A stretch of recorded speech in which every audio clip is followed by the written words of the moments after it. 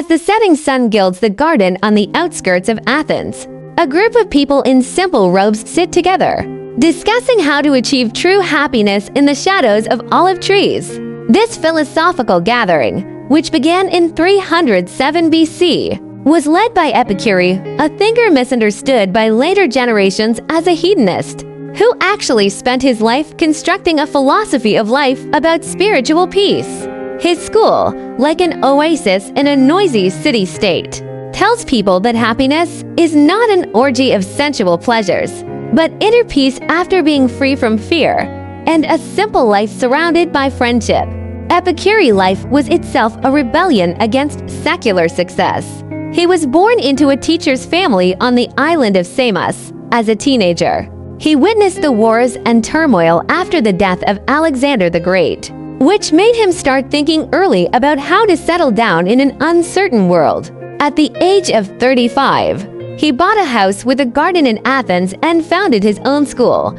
Unlike Plato's Academy and Aristotle's Lyceum, there was no discrimination here, and slaves and women could participate in discussions, members ate and lived together, leading a simple collective life. This Epicurean garden became a unique symbol in the history of philosophy. They refused to participate in city-state politics, believing that it would only bring anxiety. Nor did they pursue wealth and honor, thinking that these were obstacles to happiness. Epicurus wrote in a letter to his students, "In our garden, the cabbages are growing well." This seemingly plain sentence reveals the core pursuit of the school: being satisfied with basic material needs and devoting energy to the cultivation of the soul.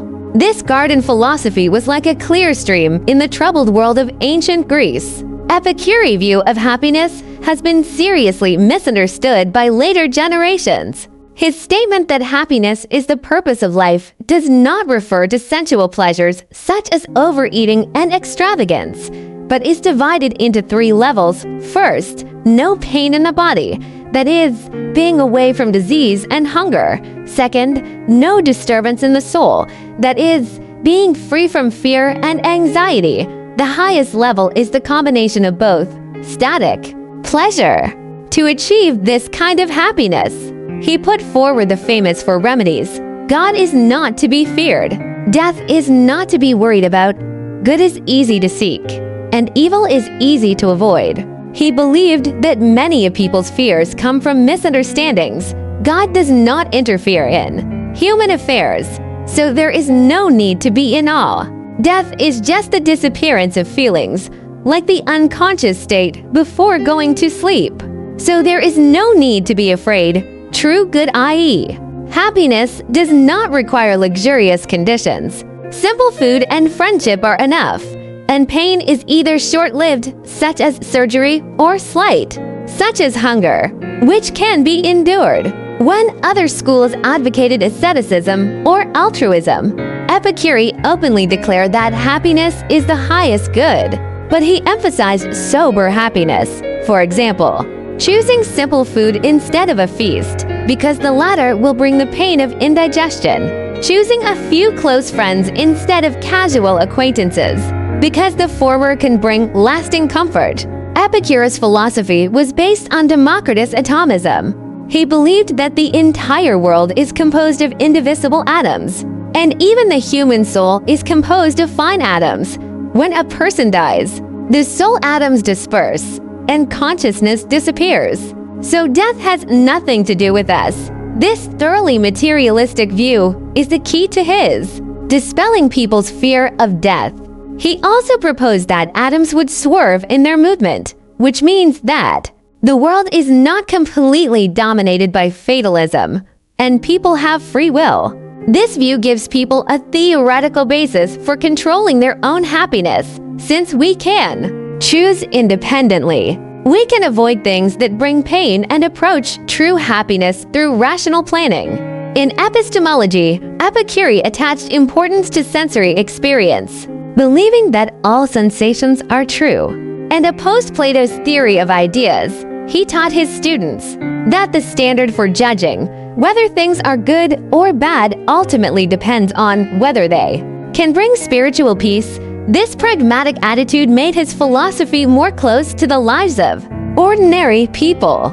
The influence of the Epicurean school far exceeded the period of ancient Greece. At the end of the Roman Republic, the poet Lucretius wrote on the nature of things, systematically explaining Epicurean philosophy with beautiful verses, making this thought widely spread. During the Christian Middle Ages, Epicurus materialism was regarded as heresy, but his advocacy of simple life echoed wonderfully with the asceticism of monasteries.